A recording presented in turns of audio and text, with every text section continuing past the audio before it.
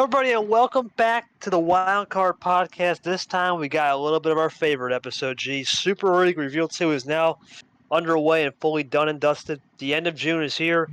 5 months into the old season, and a lot of shock value for sure to be brought back and talked about. G, 5 months down, 3 months to go before we get into the heart of September where playoffs really matter. Crazy top 25. What's your thoughts heading into this before we get into the episode? I mean, this was a tournament of chaos that we saw in May, so there's going to be a lot of shifting all over the place. I mean, we usually see a lot of shifts with this format we have, because it's technically, while it is quite a long thing, it is still only 5 tournaments, so we do see a lot of shifts as we go in between the tournaments, so you're going to see a lot of that going into this one, but I'd say we just jump right into it. All right, G, let's get right into it. Let's start with that top 25. That number 25, Diego Yepes. I can't believe I can't believe we're even talking about this one, G. You know, you look at Yepes, he was the world champ last year, right? A lot of expectations coming in.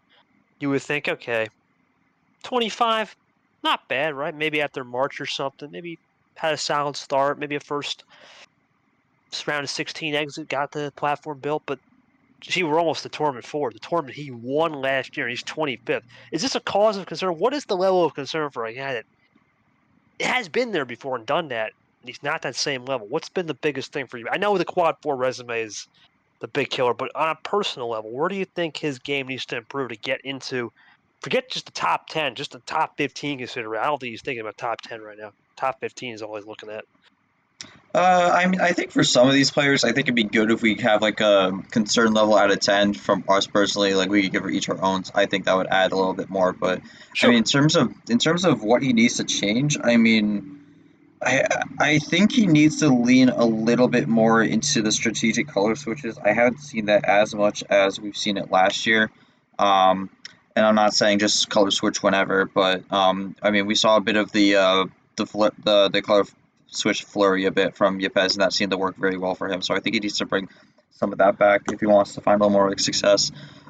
In terms of the panic level here, I would go like a 6. I think a little higher than you would think, but I don't think he's completely out of it. He's in a better spot than other people. And I think a good run, especially in the tournament he won in last year, even just a good run here will put him well into contention within the bubble. So he's still stayed in the top 25, though. So I think that is something to be noted as well. He was the last spot. I think there's a couple things you look at Yepes. One, the most obvious thing I see in his game is he got rid of that weird drawing. We saw that in March. He tried to get rid of that. I think he did a good job. But you got to remember, against Clay, to be fair, he didn't have a single +4, right? And he still took it 7. He had a Logan win. Not the best win on the old resume, but there is a little bit of momentum, right? You win the tournament, you're a defending winner of a tournament, entering T4. Sure, it was a conference format versus regional. A little chip on your shoulder. It's almost going to a hometown race, right, G? You're at your home place, and that's his home, right? T4 is his home. I'll wait for a level because I'll go 5. I'll just go neutral here. But if he can't get it done T4, then at that rate, it has to be a 9 out of 10 minimum because you can't leave it up to T10 or T5 and not be a 10 this year. It's going to be intense. I guess for Yepes, the one thing that he can look at too, another thing you got to think, he is a late season player, builds the platform late. We'll see if that theory is put to a test, which we'll talk about later. So he is a late season player. You got to think about it. He won T4 and he cooked in Super League, so he does have that late season vibes going. But I'm not sure if it's going to work this year around. We'll see if he can just remain consistent because that's all you got to do. Consistency is the key this year in a league full of peak runs. Any final thoughts before we move on to the next guy? No, not really. I think we covered really everything that we needed to for Yepes here. I mean, this is just really about. I think we're really going to see what the situation is going to be going into tournament 5, whether it's going to be do another similar performance he does in T4, or if it maybe it could be a must win. So we'll have to see how that goes. Well, gee, the guy that was ahead of him was the guy that got the tiebreaker. That's Clay Wolf. And for Clay, obviously, we all know his story. Finished P2 in T5. Right, last year made that incredible run. And for Clay, it's been up and down, right? He had the lane loss early in the year. Took what we thought was going to be a really incredible loss to Charles Sanford, but that has not been the case. We'll talk about that towards the end of the program, the people who dropped out. And then, of course, he had the run here where he got Retro, took care of business against Retro, did a great job against Yepes, and unfortunately got swept by Ghost. I'm going to go with another one, G, right here, 5. Neutral on Clay. You look at Clay, he's a player that he knows how to win those big games, right? We saw in T5, he beat Yepes. You take care of Yepes, you've done something. It's not a bad look on the old resume when you beat the Yepes, even though it's a little bit different circumstances this year. I look at his game, it's very organic, right? It's not a flashy game style, as we'll talk about some of these players. Very clean to the crisp, to the point. You wonder if he starts going a little bit more aggressive in T4. I don't see it. I think he's going to be a guy that likes T5 as well. He's going to be a guy that tries to play into T5 with the way the pressure works. I think he's one of the few guys that can get away with it. I think he needs just a classic 2-1 here, maybe 3-1 in this next upcoming tournament to get back into the race, but he's not out of it by any means, especially with the tiebreaker rules on certain players. I think he's got a good spot. I think Clay's in a good spot here, despite the ranking. What's your thoughts, G? He's not. He surely is not where he was last. He'd rather be here than where he was last year, out of the blue. Sure.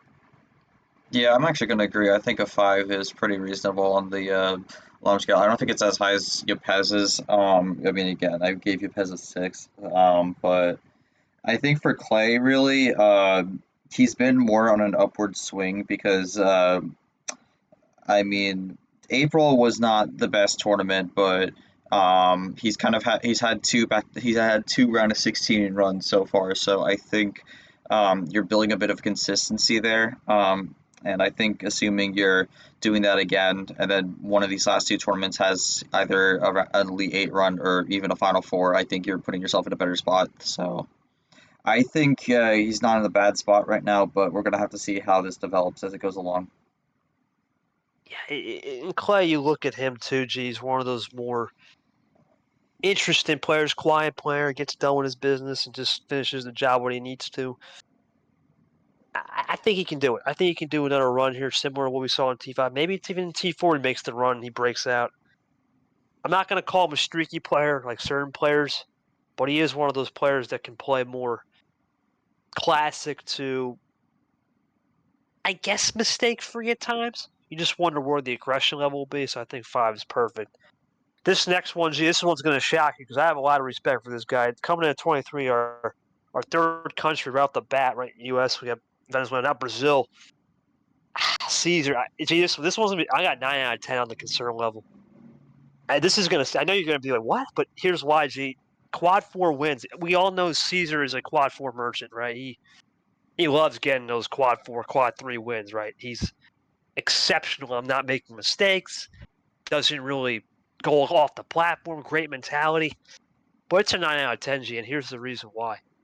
He's been at it for 1 year trying to fish for that big win, right? We saw with JT, we thought it would be it. He didn't get it. Aria, he tried. He's had multiple opportunities to get a big fish win in his career. And we just haven't seen that, right? We had the ALP chance. We know he's incredible in round 1 and 2 sometimes, but round 1's his home. Round 2 and 3 is where he struggled. Should have had it against Stingray and some unfortunate internet issue. I think it's 9 out of 10. He knows it. He's already expressed concerns that if it's not going to come here in T4 where I can't get that win, especially who a guy was supposed to be an easy top 10. Gee, at the beginning of the season, we both said he would be on contention for a Super League single bye, and it's nowhere close right now. I think due to that, he knows it's go time. There's no T5 in the wings. Give me a 9 out of 10 on Caesar. It's got to be now or never for him. Your thoughts on this one? I actually mostly agree with what you said. I don't know if I'd go as high as a 9. I was thinking more of an 8, but I mean, Caesar's is not in a good spot right now. He's still in the rankings, but he's been searching for that big win for a long time now and still has not been able to get it. The reason I have him at 8 and not 9 is I think he could still rely on a mediocre Final Four run to make sure he's within that bubble range. But I mean, you really want that quality win at this point because, like, if we get down to the point where Caesar's on the bubble and he's up against some of these players, he's going to get killed on those wins because he's got nothing that's absurdly good right now. I don't think he has a single quad 2. Does he even have a single quad 2 win? I'm not even sure. We'll have to look into that. I don't think so. Yeah, no, because of course no quad 1 win, so no quad 2 win. That's not very good. So he needs to find something desperately. And if he doesn't get in tournament 4, I'd say the alarm's got to be blaring very high unless he made like a run to the Final Four. But yeah, not a good situation for Caesar right now. Again, I will just remind everyone with these ratings, obviously, it's going to depend on different aspects. So, like maybe someone like Caesar is at an 8 or a 9 right now, but maybe someone higher up who maybe even is in the field could be at an 8 or 9 right now. So, um, it just depends on a few factors going into the season. And I mean, with that said, I just wanted to have that clarification thrown out there. We'll just jump to 22 here. Yeah, and one last point on Cedar 2G, you got to look at him really good in round one. At this point, round one is almost drinking water for him. It's just going to come down to round two, and can he keep that same energy up for round 2 and 3? For sure. This next person, this is a tough one to really read. It is going to be our friend Seth Cole from New York, but a tough one to read here because we were back and forth on even adding him to the top 20. We had some guys have him at what, 17, 18, and some guys had him at 26. We came to an agreement to be in the middle, but you look at his season, the thing that defined Seth was that KT win, which is a player too you'll see on this list. And the thing with him, G, is really good. I mean, I've seen the progression with Seth, really good at the wild card saves. And it's almost like when he gets in a certain working window on the cards, especially with those wild cards and maybe a couple reverses, he can cook. The moment he's outside that window, and especially with power play and some interesting Uno mistakes and starts to get into his head a little bit on +4 issues, he's gone. He's out to lunch. Hard to read because of that. I don't really have a level of concern. He's new to the list in forever. Right? We've never seen him on the list in general, so I'll go 5 just because I don't have a good read on him. I don't know what to think about Seth right now. There's times where he looks like the flash of brilliance that's top 10 worthy, and there's times where he's out to lunch and the bottom 20 worthy, right? I don't know. It's hard to read with Seth. Is that how you feel too? Just a hard player to read in general? I think there's players that are harder to read on this. I would probably put Seth at a 4 here because I think that KT wins very good here. I think for him, it's really just focusing now on getting another one that's maybe within like quad 2 or something like that, or even just a deep run. Then I think he's in putting himself in a good spot. So I think he does have the advantage of having that big win over some of the other people on this list right now. So I think he's in a better spot than most others. However, that's not going to be something where he just waltz into the top 15. He's got to make sure he has good runs in tournament 4 and tournament 5. Otherwise, that win's not going to be enough to carry him. So I would put him at a 4. I think Seth's in an interesting spot right now. We'll see how it goes come the next reveal. But yeah, it's a bunch of variation of concern level so far from my eyes. You know, I look at Seth too. Just looking back at his resume, it's kind of funny with Seth. He plays a style that you almost wonder if that flashy run, that flashy metric gives him an advantage in certain aspects, and then there's times where you just wonder, is he going to build enough of a resume with those quality wins? Because he's got the KT win, but outside of that, it's been kind of rough. That's really where I think Seth's going to be. He's more of these harder to read players on resume, but I think if he corrects those simple mistakes, which are really simple, Uno call out, in his time, now that he's starting to get to the front echelon of the field, I think he'll start to find a rhythm. If he can slow the game down, process info better, he'll be back. Speaking of surprises, this is a big one. Myth. Look, what a weird season, G. I mean, he went from 1 year, right? 1 year losing streak, and then he won in T2, right? Sure, it was only one win against Carson. Then he lost to Drip in 7. Then he found an insane run, right? To take care of people like Vapor, to get the wins there on Captain, which was a huge one. That's a big win. Zach 103 shirts, whatever. But that cap win really carried him. He was higher on your list, so I'm going to let you have the first word here because I think we had more around him around 24, 25. But you had him up there. Thoughts on just mid-season? I'm not going to say too much of a level because he's never been here. So by default, due to no data, I'm going to go 5 just because I don't have the data. And I think that's fair.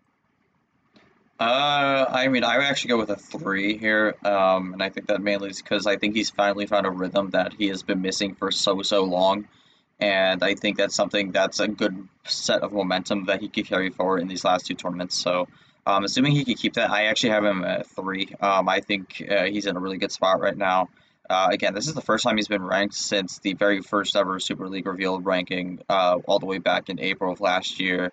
And he was number 14 there, then never sniffed it since then. So, really, really good tournament out of Myth. I mean, this is probably his best run to date. So, I think it's going to be interesting to see how this goes because I think he's finally found something for him that really works well. So, we'll see what he ends up doing in the future. I think Myth is in a great spot, G. I think the one thing you could look at this too from a mentality standpoint, house money. I mean, this guy was, let's face it, about 2 months ago saying, I'm not sure if I'm even going to make D1, right? I'm not sure if I'm cut out for it. He was supposed to be in D2 if it hadn't been for some incidents, and he found a way to build an insane run, build an insane base, and now make his way into a possible top 15 consideration. It's not guaranteed, of course, but just the fact that he's in the hunt at this stage of the season, halfway through, more than halfway through now, gotta appreciate that from him, considering he went from 14th ranked, I believe, in T2 last year, and then it fell off the map, and now he's back on the old path to get up to the mountain. So shout out to Myth right there. Great job. And that'll conclude the first Group G, 21 through 25. Now we move into the top 20 where it gets spicy. Starting with Drip. And for Drip, I look at two things, right? One, tiebreaker over Myth. That's massive. Huge tiebreaker over Myth. That's something to look at. And then the big thing that's carrying him is that Shamik win, right? You get a Shamik win this late into the season. You're starting to put a little bit of a resume. Sure, he's the first guy you see with 3 wins. He's ahead of the 4 win guys, but even though it says 4 on paper because of the MDQ, I have Drip at a more of a 7 out of 10 though, and here's why. The reason why, is deep down he probably thinks 1 out of 10 for himself, right? He's more of a go with the flow kind of character. I see a different mentality in Drip. The way he's playing this game is a little bit more loose. I can see it a little bit more loose, but with that looseness comes confidence. I think that's what he found. I can play loose and confident like in Shamik, but I also can't get too loose in the game against Yoshi where he got swept. That 0-10 is hurting him. 0-10 in the last 2 rounds is hurting him. I think if he corrects that and starts to forget the loose stuff a little bit and plays more confident, just straight confident, especially when he gets to those round 2 and 3s, he could be a serious run, but I think 7. This guy's got a background in old pressure situations. He's always going to put himself in a pressure cooker. And when he hears this, I think 7 is fair, and Drip knows it too. What's your thoughts, G? As the rookie comes in at 20.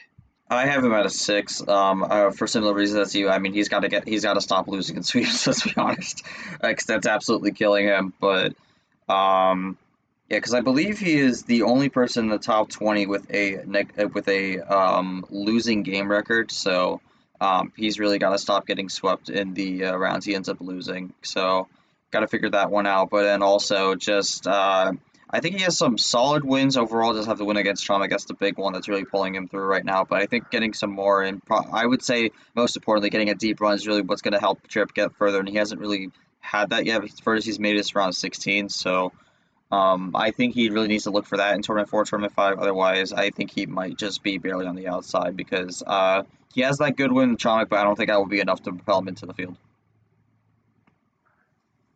You gotta look at this for Drip too, G. One of the biggest things I look at Drip is, yeah, he's got the background in pressure cooker situations. He's a very multifaceted guy in real life.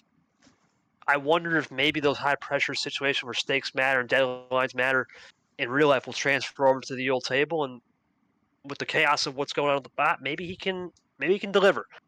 That's always the X factor when you see somebody who has that metric in real life. So good on Drip though. I mean, top 20.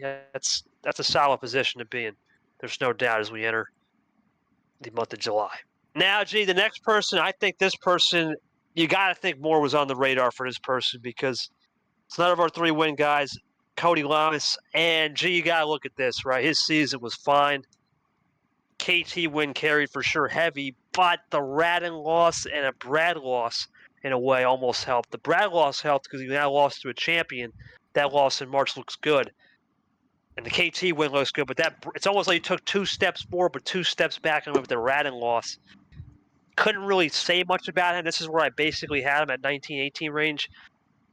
He did what he had to do over the guys that had 4 wins. His strength of schedule really carried him. He did what he had to do. Level of concern, I don't know. I'm going to always be lower on Cody because I know at the beginning of the season. I believe he can still make it. With how crazy it is, I got to go 5.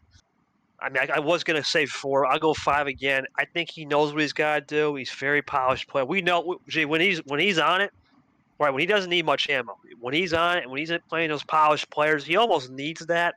It seems like he's really good and finds the window. But then when he plays these chaotic characters, I need to see the response there. I think if he gets that response on the chaotic characters and just gets a little of it, he doesn't need much, just a little bit to work with. He'll start to find that groove in that platform to get back into the top 15 race. I'm gonna go say 5. I'm not counting Cody out. He's an ex-Super League player, similar to Yepez. You can never count these guys out. They know what to do. What do you think, G? I mean, I got Lamas at a 7. I think this mainly comes down to the fact that he's lost in this first round 2 times now in this season. His other one was to the Elite 8, where couldn't quite come up against Captain, and I believe that was in a sweep, if I'm not mistaken. So, Yes. the KT win's good. That's not going to propel him into the field, though. I am a little concerned with where he's going to find this win quality for the rest of the season. And I mean, he can't be. I don't think he could afford another round 1 exit again because he's already got 2. He has one that, in my opinion, is not going to age well at all. It could also be the reason he ends up not making the field if it comes down to it. But I have him at a 7 mainly because I think he really needs to make sure that first round is going to be important, because if he goes out again the first round, I think it's going to be potentially must win or even just a Final Four, because I don't know. It depends on what his bracket's going to be, but I'm not sure if he's going to find all those quality wins within that. Yes, and just for the fans at home, we do not have information on the bracket for T4. We don't even know what's going on. We're doing this before the T4 bracket reveal, and of course the behind the scenes reveal. But yeah, we'll see what Cody can do. I always have faith that he'll find a way. Right, he's a player that you saw it. You even said this on the podcast when he played me. You thought it was a bad matchup. You were right, because Cody loves polished guys. You can see it. He's a very polished guy. It's just when he gets into that unknown or the unpolished, we'll see. Next guy though, G, coming up, 0 concern. Here's why, G. Toaster guy 4-3, 0 concern. Why? Not supposed to be here. Has found insane run with the bot, right? A little bit of bot luck there. Insane strategy to put people at check and hope they crack. I don't have much to say anything other than positive. I know a lot of the guys had him lower, but the way he made a Final Four, the way he took care of business, I'm going to go 0. He knows he's not supposed to be here. He was probably one more loss away. Think about it, 0-3 and probably in relegation territory. And now he's right there on the cusp of making Super League. He's not supposed to be here. He knows it. 0. I'm not going to say it. I know Myth was a little bit different, but this guy legit shouldn't be. You should be in the old grave of potential D2. I'm going 0 concern. He's on house money rest of the year. If he makes it, great. If he doesn't, whatever. It's the old situation, G. It's either checkers or wreckers for Toaster guy. That's all I got. He's going to be crikey about it. He's going to go crazy, mate. But that's a little bit of an accent there, G. What do you think? I think Toaster guy with the crazy run, he could definitely. He's found a little platform too. He could easily make another run. That's how crazy it's been this year for sure.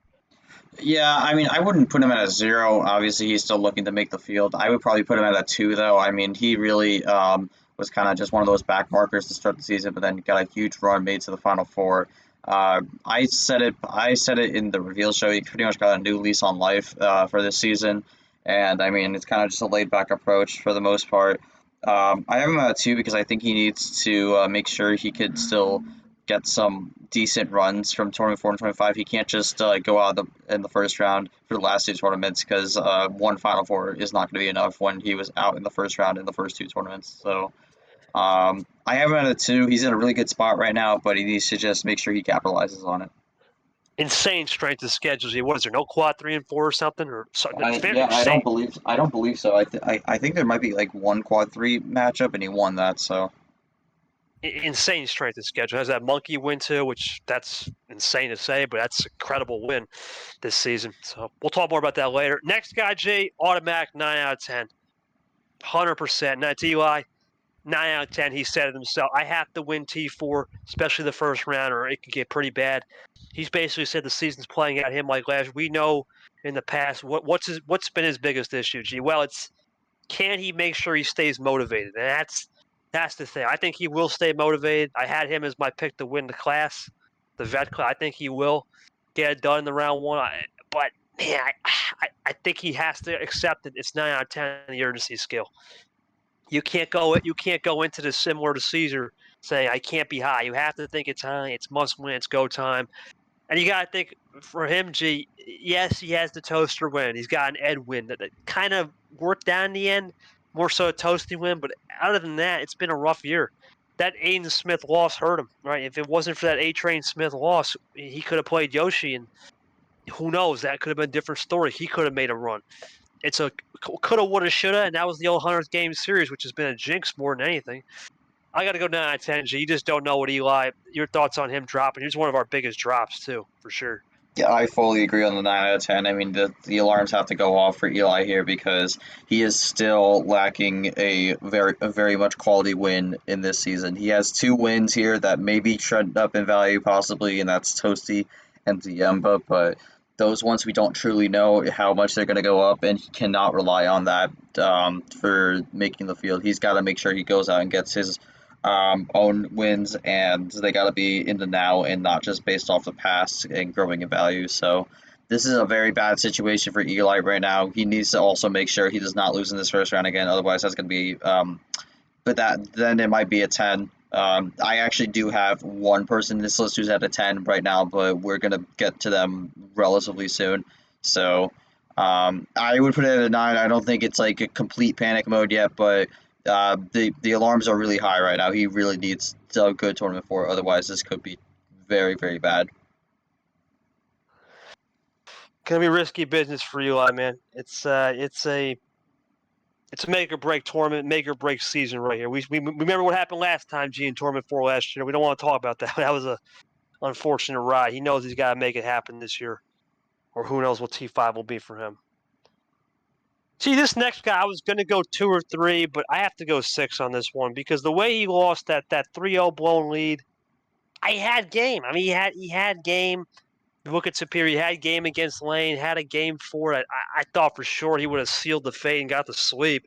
He goes from a guaranteed sweep to a reverse sweep. I got to go 6 here. I know he's on. You would think he's on house money getting the promotion, but as you kind of called it, that honeymoon is over. Right, the energy he brought into T2 or D2 and T2 as well is gone. He knows it's a fresh reset, hard reset. Takes the pill, right, the humble pill, and got to go into this knowing this is D1. You make one little simple mistake, you're out to lunch just like that. There's no in between. I'm going to go 6 out of 10. The only thing that carried him in a way was that Sting win, right? A good Final Four run with the peak. You know, you lose to Ashley too is a good loss, but still. A lot more needs to be done on execution side for Superior, and it's not big execution. It's just the little fundamentals, which is really what separates the men from the boys in this league. Is those little fundamental things such as power play execution and knowing when a time runs, just minute details. I think he needs to clean up. If he does, I think he can get back into the race as another rookie. But your thoughts on Superior? I know you're gonna have more to say because you've seen him more than anyone else. Yeah, I have Tapir at a 7 actually because this was by far his worst performance in any MRE tournament he's ever done. I mean, he had the game won and just completely let it slip out of his hands. It was unprecedented, something we've not seen from Tapir before. And he can't have it again. Again, he missed tournament 1, so he's at a slight disadvantage here, but he just has to make sure that that situation doesn't happen again. He gets himself back in the game, really, and he's now on the outside looking in. He's that first guy out right now, so this was a big slap in the face here for Tapir. I think he's gonna take this lesson to make sure that he doesn't have a repeat of this, and I think really for him, this comes down to just correcting course here because this is the first true setback he's had in this league, and we're gonna have to see now how he's gonna overcome it. So I have him at a 7. We'll see how it goes from here. It could go down again depending on how tournament 4 goes, though. And G, that will conclude that old 16 through 20. So the first 2 guys out are Tapir and Eli. My question to you: out of these guys, 16 through 20, who do you think has the best chance to make it? G, name one. Who do I you mean, think? in my opinion, I actually think it's Toaster Guy. I think he has the most momentum coming into this out of this group, and I would say the least amount of problems going into this. Again, new lease on life, broad new side of him that we haven't seen the first 2 tournaments. I really think he can carry that momentum going forward. So I would probably say Toaster Guy is the best chance to make it back into these guys. But any thoughts on that? I go Cody. I think he's got a new lease on life, G, from a different reason, right? His Panthers just won the cup, just won the Stanley Cup. They just won the cup. I think he's motivated. He just went to the parade. I think he's going to be excited, right? He's going to come into this with new, fresh energy, right? An absolute bullet in the old train right there. He's going to be a speeding bullet. I expect a new Cody Lamas in T4. I'm not jumping off that train. I mean, I had to jump off one train a little bit because he's not on the list. We'll talk about him a little later. But I think Cody Lamas is still that guy. If he gets the polished path, which is really what he needs, a polished group, he'll get there and start sailing. Don't count the sleeper, Cody, baby. I mean, listen, I think the Panthers winning is good. I still have some concerns though, but we'll see how it plays out. But that is an interesting pick. I gotta go. I gotta see. You gotta remember, he's a guy that he's an interesting player, right? He's an interesting player for sure. All right, G. Well, you talked about hard to read players. I'm gonna let you take the lead on this one because you've been saying historically you can't read ALP. So your thoughts on ALP right here, because we had them all over the board. 13, 20, 18. What do you think? He's one of the most hardest players to read, if not the hardest in the top 15. Your thoughts here? I'm just going to lead this one. Yeah, I'm just going to start it with this. My concern level for him is a 5 solely for the fact that I don't know whether he should be concerned that he's at the bottom or is just like feeling the vibes right now. I still cannot figure out this guy out because there's some games where he pulls out the most incredible cards plays ever, and then some games he just gets like 3+4s out of nowhere.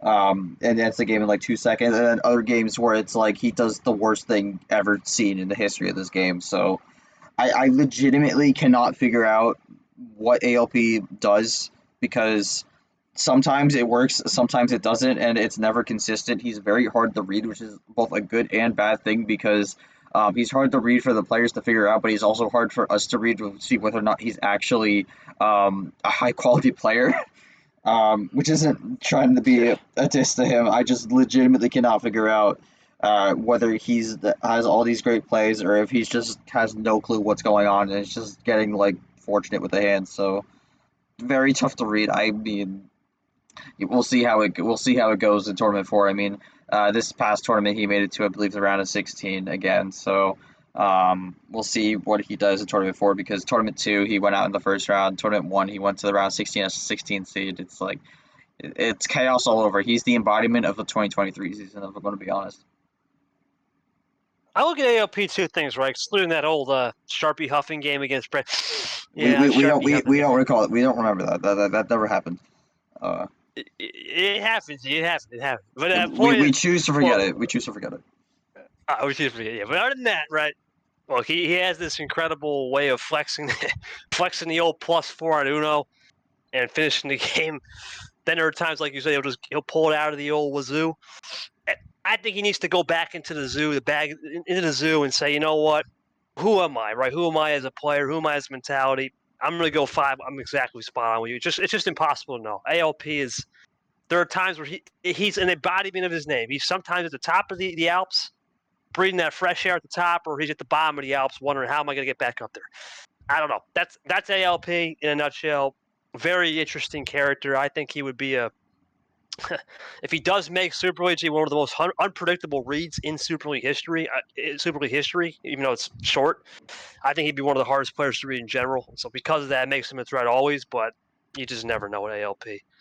And he's not a rookie, G. I mean, this is a trend, right? A lot of rookies are going to be on this list. They're everywhere. That's one in the top 15.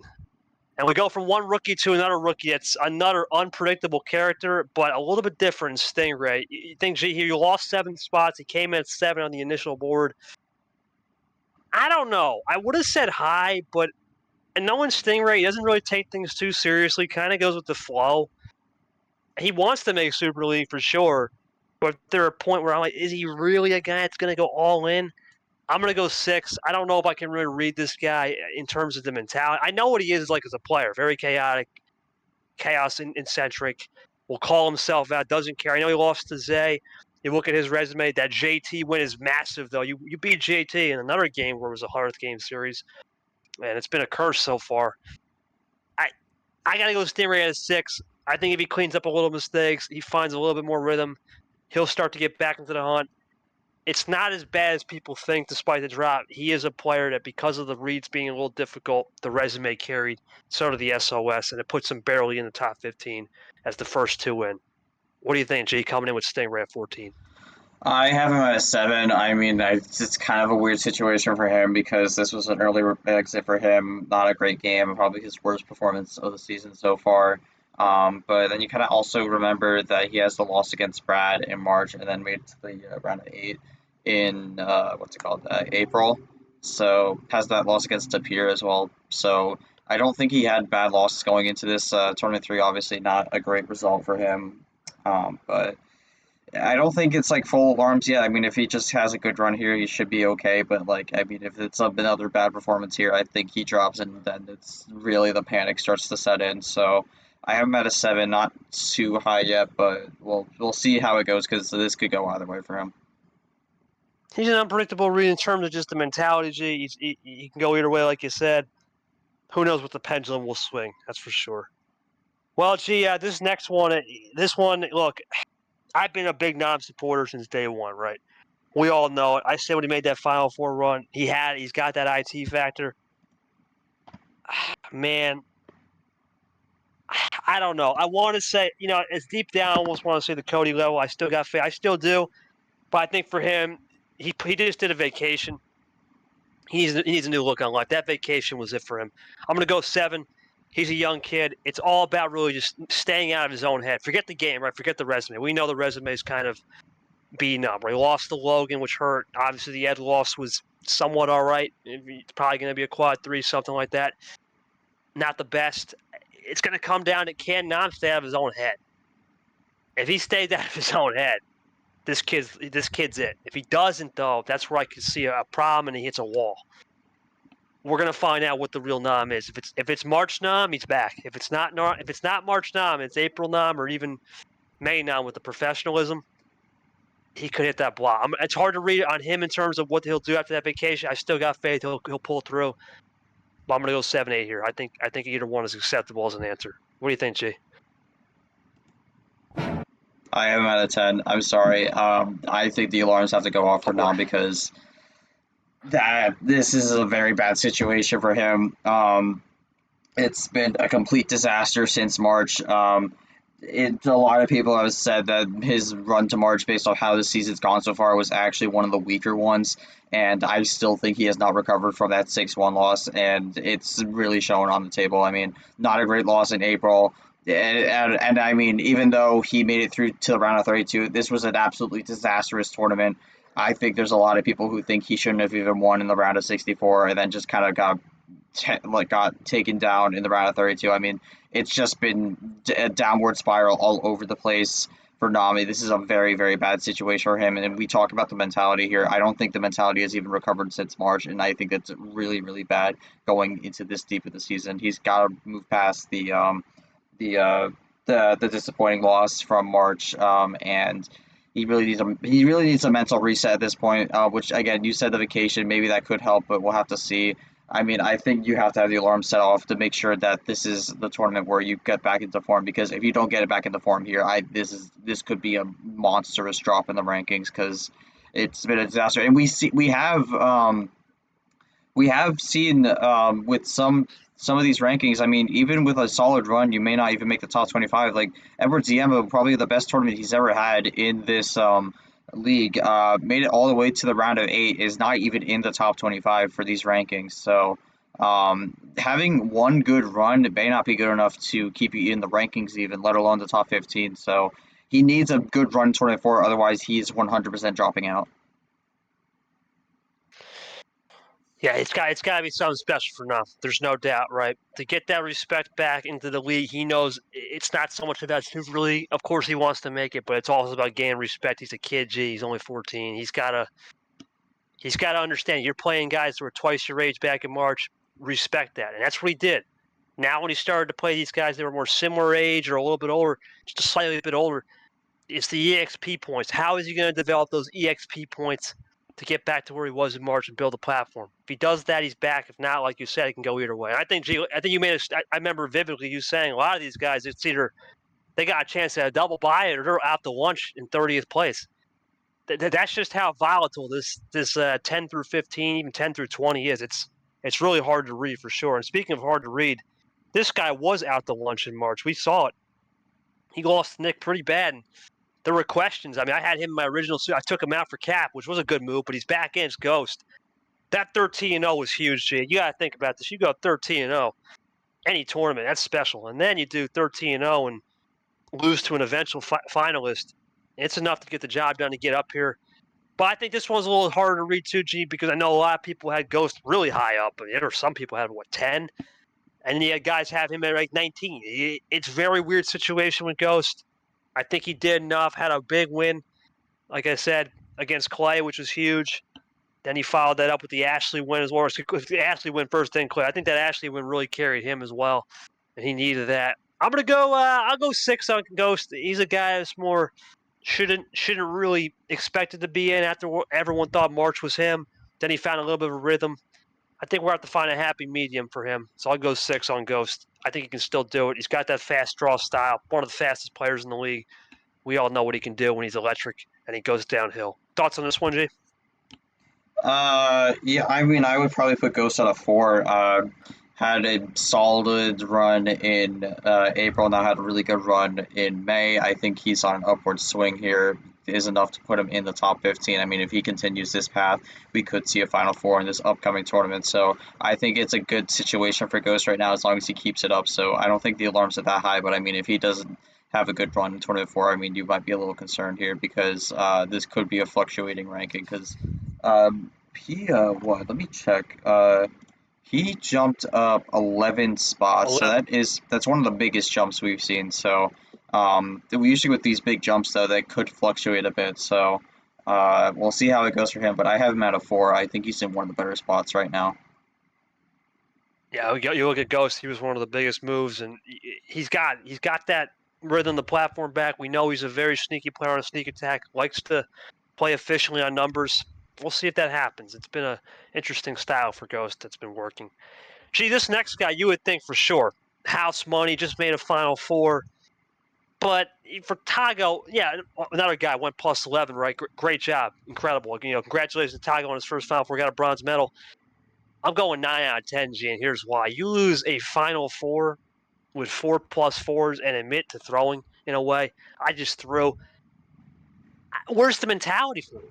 I need to see that mentality change because if you want to be the best down here, you got to realize throwing a 4+4 game and giving up a 22 card that's going to hurt. That's the last thing on his resume, right? And also wasting a power play with 2 power plays when you're up 5-3.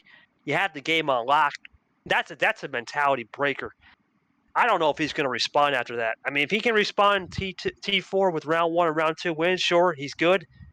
But with the resume being a little shaky and the way he lost that game, I'm actually very concerned for Tiger. I don't know if he's going to bounce back just like that. That's a hard one to swallow where you had it in your hands. And we have seen in the past where when you have something in your hands where you feel like it's under control and you blow it, that's a tough one. It becomes a mental chess match. And I know he's very energetic. He wants 10 wins on the season. I think he will find a way to get that down the road. I'm not sure if it's going to be this tournament, but I think he will because there are 2 tournaments left. Find a way. But it's going to have to be right here. I don't know if it's going to be straight up he's going to find it this tournament, but if he does, congratulations. I still think it's high because of what happened in the last Final Four. I'm going 9 out of 10. Concerns high for him. What's your thoughts?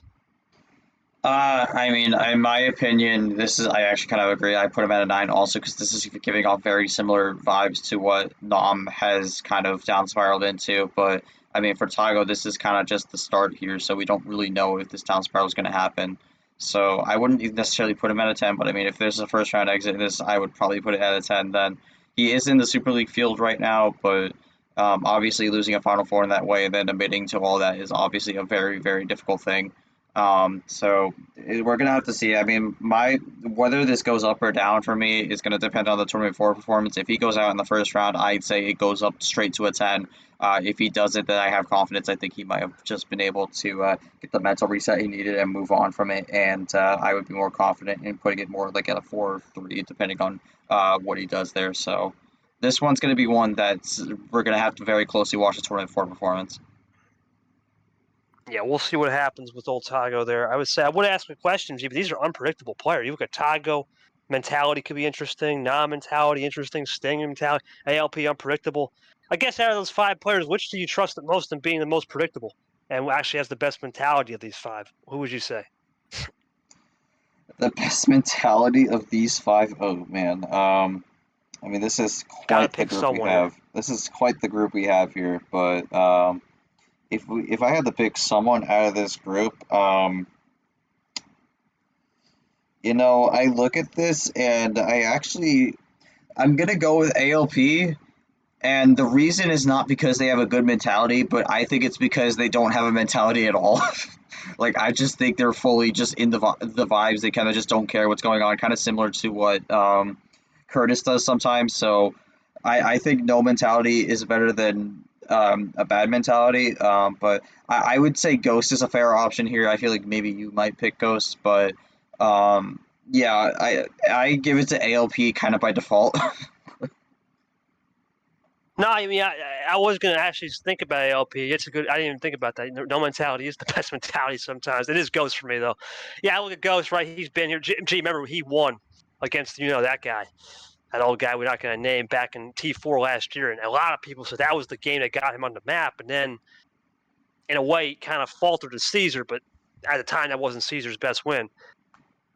He's been here, done that. Right, he's the veteran in the sense that he's been in this spot a little bit before. He knows how to handle those big spotlight games. Tago just got his first taste of it. Nam hasn't been able to do that since March, and then the Stingray as well. April with the E8.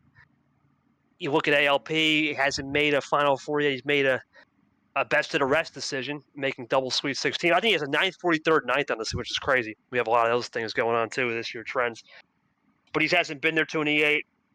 So I think Ghost has been there, done that just enough to where he can build a more of a solidified platform and stay mentally just sound. It's not going to be easy, but I think that's it. I'm going to go Ghost. It's a hard one to say. I'd actually respect that ALP answer though, because sometimes when you huff a little bit, G, and you huff and puff, you never know. It could work sometimes. But anyway, let's move on to the next group here, G. These are the heavy hitters, right? And some of these I'm not sure if you would agree are heavy hitters. We start with number 10.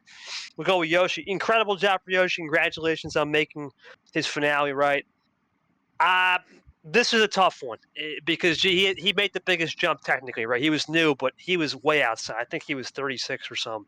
This is an insane jump to be up there. Highest new player I've seen on the block in a long time. I know how he takes things hard, right? I think he's trying to adjust that mentality too. I think the only way I can say this one's fair is if I give him an 8. And the reason why, G, is I know the sense of urgency is high. He's going to be put in an uncomfortable spot here. We know he's been stuck around the 4, 6, 7, 8, 9, 10 lines in his career, 11s even at the beginning of his career. He's probably going to be a top 3. It's a pretty safe assumption. How does he handle that? And because of that, I don't have the data to say I think he can handle it perfectly until I see that on paper. Because of that unknown, the way he made it in with the Final Four run, with Tago in the +4s, the way he got a little bit more card luck based, a little, not too much. He did get smoked by Brad, right, where it wasn't going right. Does he stay mentally sound? I think he will stay mentally sound for sure, and forget the Brad loss. But it's going to come down to can he stay mentally sound to the first 2. I don't think round 1's going to do it because despite the tiebreaker over Tago, the resume needs to be built compared to the next guy ahead. I'm going to have to go AG.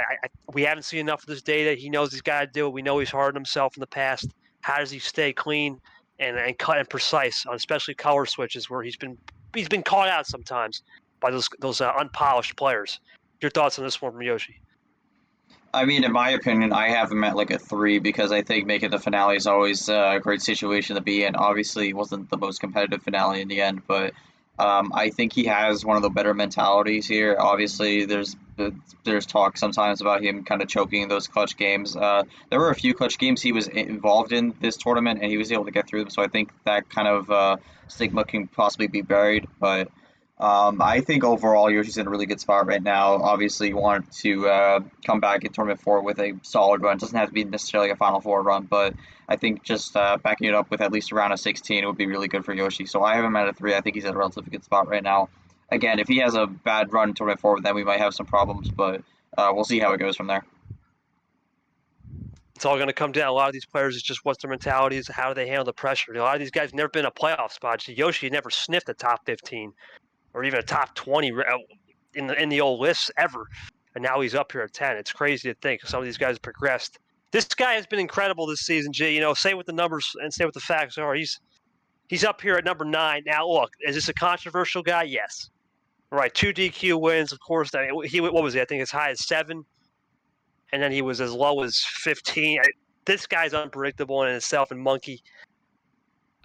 I think I'm going to have to – I don't like doing this, G, but this is my first 10, probably the only 10 I'm going to give. It's got to be high for him, extremely high alert, red alert. There's rumors, right, with the way his average is this year, he could legit be a 1 seed, which is a scary thought, or even a 2, a top 2. I don't think last tournament – was he a top 2? No, he was a top 2. So there's legit rumors he could be a 1 or in that same spot again. We saw what he did as a 1 or a 2, or as a 2, and if he becomes a 1, is he ready for that moment? I'm not sure. I'm legit not sure. Can he get the scheduling down? It's been a problem all season. And you look at round 1, historically, when you're a 1 or 2 seed, what could happen? A DQ win. You can't afford a DQ win anymore. Those. Could you imagine he gets 3 or 4 DQ wins by season's end? That's not what he needs. And because of that in the back of his mind, I've got to go full red flags, 10 out of 10. No questions asked. He didn't move. He was one of the few guys that didn't move on the list, stayed at 9. I believe he's one of 2 guys. One of 2 guys in the top 10 didn't move. I'm going 10 out of 10, G here. Too many concerns for Monkey, especially with scheduling, always in the back of his mind. Your thoughts here? We actually have 3 people in the top 10 who didn't move, but going back to what you were saying with Monkey, yeah, I have him at a 9. In my opinion, obviously he's in a decent spot at the moment, but he cannot get another DQ win because then that's really going to be a problem. Obviously, you can't. Obviously, not all the time the DQ wins your fault. Although there is some speculation that one of them may have been kind of his fault. Maybe he shouldn't have gotten that one, but um, it's a very strange season so far for Monkey. I mean, he has some of the consistency, but we saw this with Turner last year. I mean, the moment you have one fallout from not making the round of 16 or something like that, then it's just gonna fall down completely. Because to me, this is a very similar spot Turner was in last year, where he had the consistency to keep himself afloat, but the wins are kind of questionable right now. So I look at Monkey and think that he's someone who needs to go out there,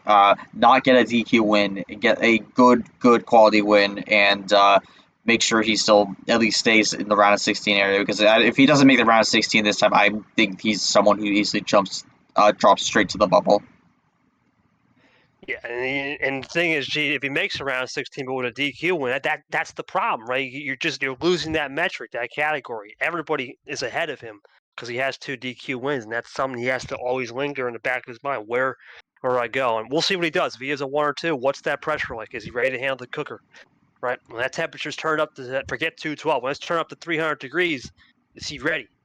Is he ready to be scorched earth here, or is he going to actually handle that scorched earth and walk the old minefield of the coal on fire with his feet? We'll find out. Yeah, Next guy, G. hang on. Before we jump into number 8 here, I'm just gonna say I have a little bit of thunderstorms going on, so if that catches up in the background, I do apologize ahead of time. But anyways, KT, please proceed. Yes, sir. Next guy is another one. All we do is win no matter what, but wasn't much winning ways, G, for this guy. It was an unfortunate loss to Avion. He had was it a Payne, right? Payne DQ win, which was really no one's fault. That was a league problem. We just had a schedule. We should have probably not played on Memorial Weekend. But point is, we'll learn from that as a league. That's something we've already discussed and we'll fix in 2025. But yeah, all kidding aside here, you look at DJ. He's here for the vibes, right? That's what we thought. I think he's playing a little bit more hybrid vibes this year. He's here for the vibes, but he's also competitive. Got a great loss to Ashley. Some interesting wins this year with Bronk and Ghost. Ghost is a good win now. Big resume carry on strength of schedule, barely over Monkey. I think that was the reasoning, and Yoshi. And he got a tiebreaker over Yoshi, of course. But it just really came down to he had the strength of schedule that really ultimately was the metric that got him in here. I'm going to say 4 out of 10 for DJ, and I'm not going to go higher than that because there are some vibe aspects in for him. I don't know. DJ's a weird care. I don't think he cares about making a buy. I think if he's just in the field, he'll be happy. So give me 4 out of 10 for GJ. I think he can still find rhythm and make a top 15 here by the season's end. But it's going to come down to really for him. It's going to come down to what T5 is going to be. I think this next tournament, it's just going to be status quo, maybe a 2-1. But how he handles T5, where he's been really good in the clutch situations all year. That's the one thing I've noticed about it. It's very good in the clutch. And if we get there, he's improved that game, which is rare because most people, it's the opposite, where they haven't improved the clutch, but it's almost like he hasn't improved the first middle parts at the beginning, but he's really good in the clutch if we get there, which is weird in itself, for sure. Thoughts on this one?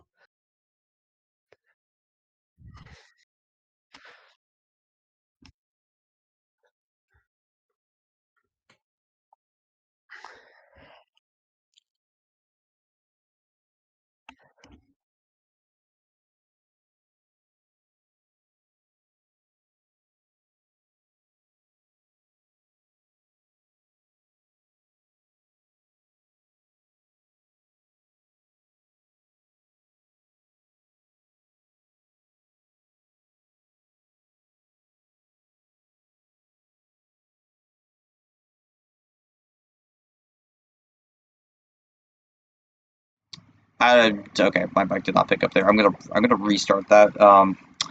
Apologies, viewers, but let me restart that. My train of thought here. Let me restart my train of thought here. But I think for Curtis, he didn't drop that heavily, only 4 spots. But I mean, you got to be in that situation where you really wonder what is going to happen with him, because if he doesn't have these good runs going forward, especially with the disappointing May, he could very easily fall out because he has some good wins, but is it enough to keep him in the field? He has a good run in the round of 8 in April, but is that enough to keep him in the field? I think there's a lot of questions where it's like he has the things to make the field, but is that going to be enough of it to make it? And I think that's my real question here. So I'm going to probably place him at a 6 here. I think he needs at least one more good run to make sure he's relatively safe into the field, but we'll have to see what he does in tournament 4.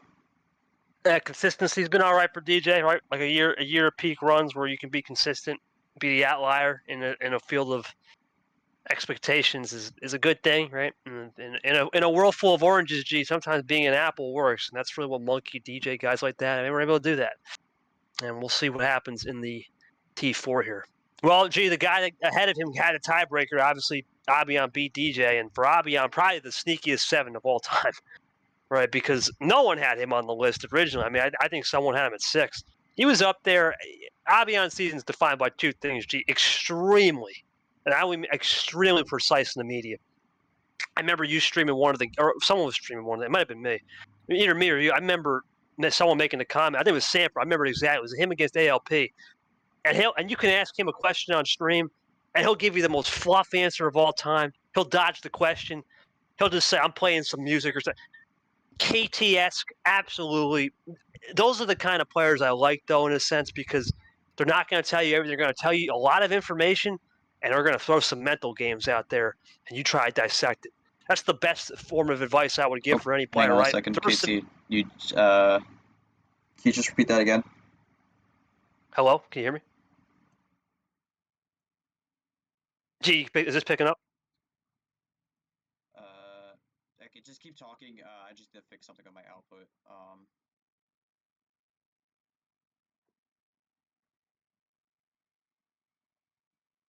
I remember vividly when Sanford asked him a question, he would just say whatever, right? He would say whatever, throw some media fluff out there, extremely precise on the comments. He might just say he's playing music or whatever. Has that KTS style of throwing whatever in the media. You know about that. When I make some answers sometimes, I'm just throwing whatever out there, right? Seeing how people react. That's how he plays the game. And because of that, my concern for him is pretty much a 2.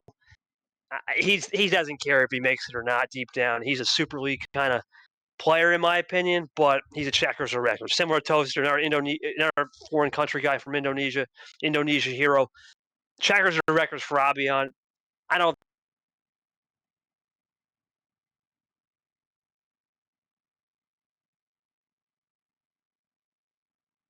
He makes one more run, he's got a chance at a double bye. That's how much I think, because he plays such a unique style to the league, where there's only a couple players that know how to play a great game and also an insane mental game. He's one of maybe 5. I think he's got a shot to pull something here. I'm going to go 2 out of 10. I'm not concerned for Mabian at all. What do you think, G? Did that pick Uh, up too? yeah, I mean, I don't know. My output sometimes is kind of going all over the place, so maybe I'm not sure some of that may have gotten cut off a little bit there, but yeah, we'll figure it out when we get the recording out. But I mean, for Avion here, I think I'm just gonna go for some of the points you did mention. I mean, like obviously a really great run overall for this tournament. Big jump here at 12. That's the biggest of everyone. But I go back to the point I made before with like these big jumps could fluctuate also. So I'm actually gonna stick it at a straight 5 here. Had a good round of 16 run in March. Of course, had a really good run to the round of 8 here in May. But I look at the April tournament here because I believe he was out in the round of 64 there, so not a great result there. I mean, if he gets another round of 64 exit here, I think he could drop right back down to where he was. So plus 12 is a big jump here. He mainly gets it from the good wins in the head-to-heads, but not necessarily guaranteed to stay here. I mean, he's really got to make sure that he does his job going forward to make sure what he's doing is keep getting those good wins and keep getting those good runs. Because if he doesn't do that in tournament 4, tournament 5, I think he could very easily drop out of it. Yeah, Abiyan will be an interesting player, right? He's a player that can be flashy sometimes. He can be a little bit streaky, but that's what makes him special, right? And sometimes when you have to be streaky like that, you're on that house money. Sometimes you're not. So we'll see. Last spot before we get into the top 5, and it's going to be a long one. It's probably going to be my longest one I talk about any player, G, other than the top 5, of course. Jesse Turner. Okay. Look, I want to put this on the preface and say, we wish him the best. Obviously, he's had the issue with his granddad. We wish him the best after his passing there. And I was happy that he got the Clinton win. I was not there for that. I was at an event. I did wish him the best on that. But, gee, I think the problem for him is it's a what-if story, right? I mean, he was up 3-0 against Brad. All he had to do, Game 4, okay, Brad did a great job. Game 5, Brad did a great job. Game 6 was his. Had the hand, did what he had to do, got in position, just needed to call power play one extra turn. And it's been the story with JT every single time he makes a run, G. We saw it in March, blew the power play. And because of that, because we don't have the power play data on JT, is he legit going to be concise with the rules? Is he going to ask the clarity questions to make him run because of power play? Because that's lingering over his head, I got to go 9 out of 10.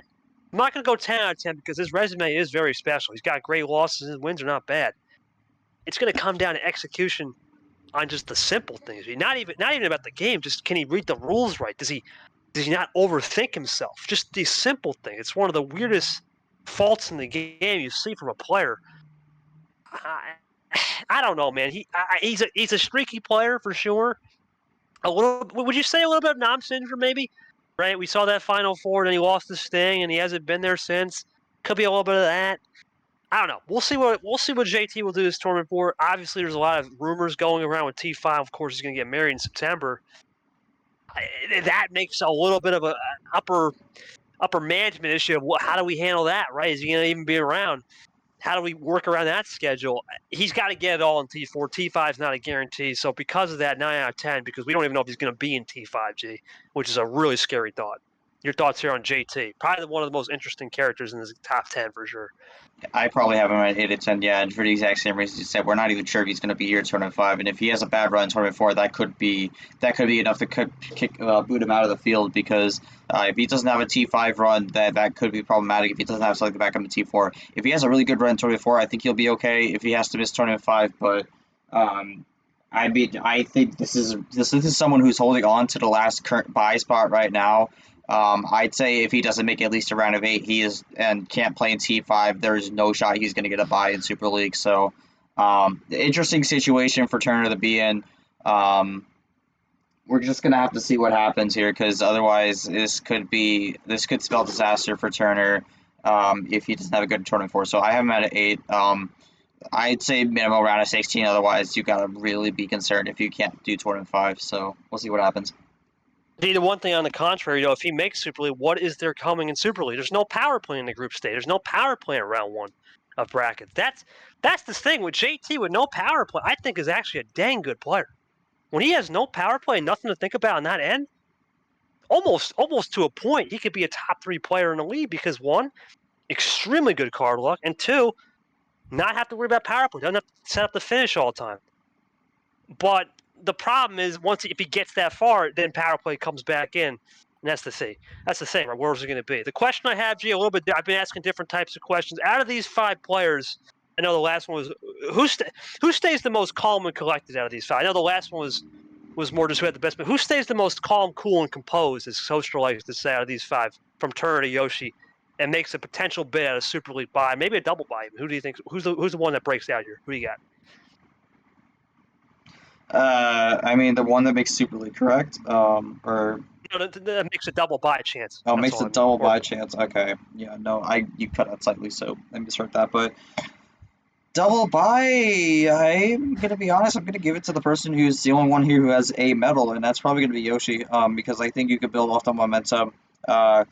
Make the justification that you have the finale with your resume and building off that. I mean, if you make another Final Four, you're really setting yourself up well. So I'm probably going to give it to Yoshi here. I think he has the best chance, especially with the only one having the only one here with a medal. So Go with the medal. I'll go Avion to kind of be different. I mean, I can see Yoshi, right? It's hard to read because we haven't seen him in this spot. We haven't really seen, Monkey in this spot, DJ in the spot. JT we had saw in the spot. He was on that bubble, 11 to 15 last year, but with consistency issues on power play and the unknowns of T5.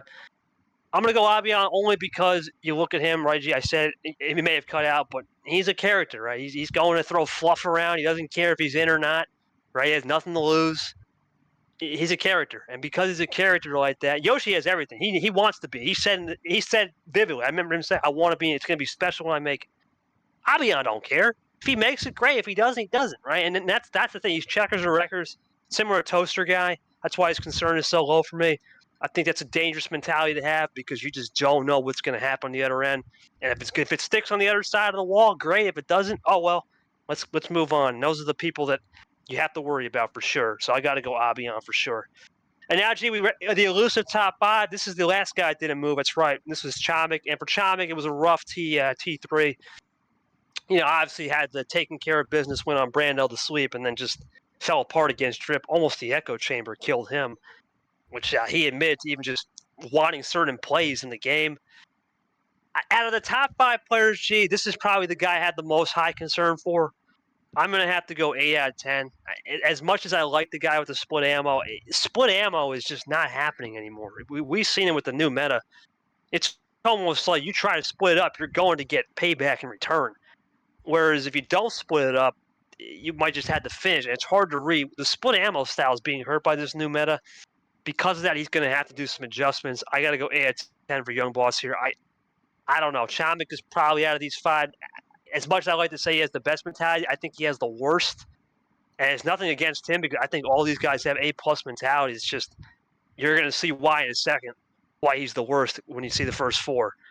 But I think Chomik's got to go 8 out of 10. What's your thoughts here?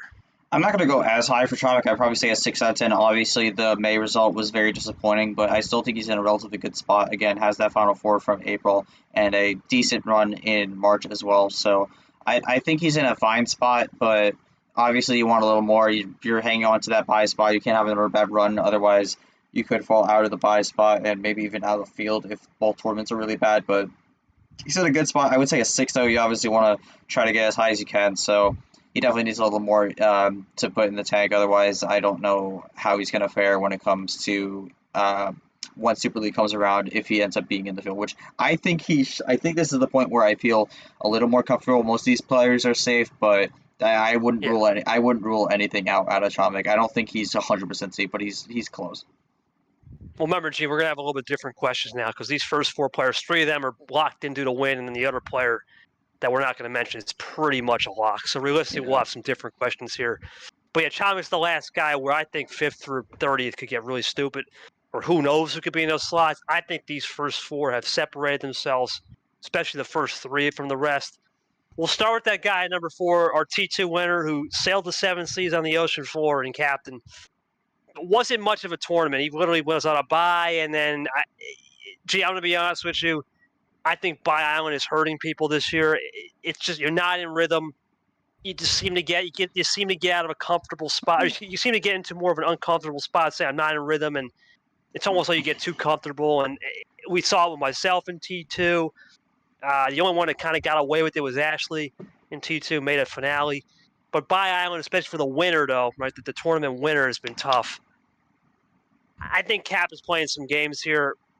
I'm going to say we're going to switch it from level of concern. My chances for him to win Super League, I'm going to still go 50%. I think he could still do it. And the reason why is, because he has that low starts. We didn't see that out of this round, right? We think about it. Against Myth, he didn't do a 5 or a 6. I'm wondering if he's saving a little stuff in the back pocket, right? And I know Sanford is a guy that's talked about this a lot, about experimenting and saving a little bit.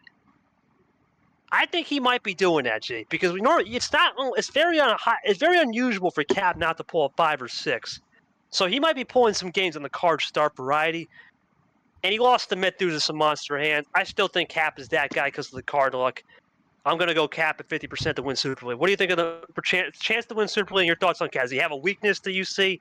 Because now we're starting to get into nitty. His mental game is definitely better than Shine. It's probably one of the best in the league, though, for sure. Absolutely. I'm going to give both for concern level and the percent to win Super League, mainly because I think you could factor in a few other different things like double buy and whatnot.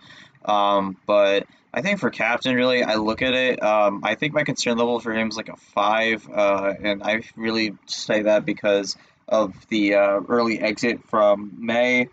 I think for him, and you mentioned it, the possible experimenting, I don't love that because we saw how that worked out for Sanford last year, where it just completely backfired on him in Super League, and he got like what, ninth or 10th, nearly bottom of the table, but it just did not work out at all for him whatsoever. But I mean, I think for Captain, in terms of my percent to win Super League, I'm basing this off everything has to equal 100%. I would probably give him more like a 15% chance, which I'd say is one of the higher ones.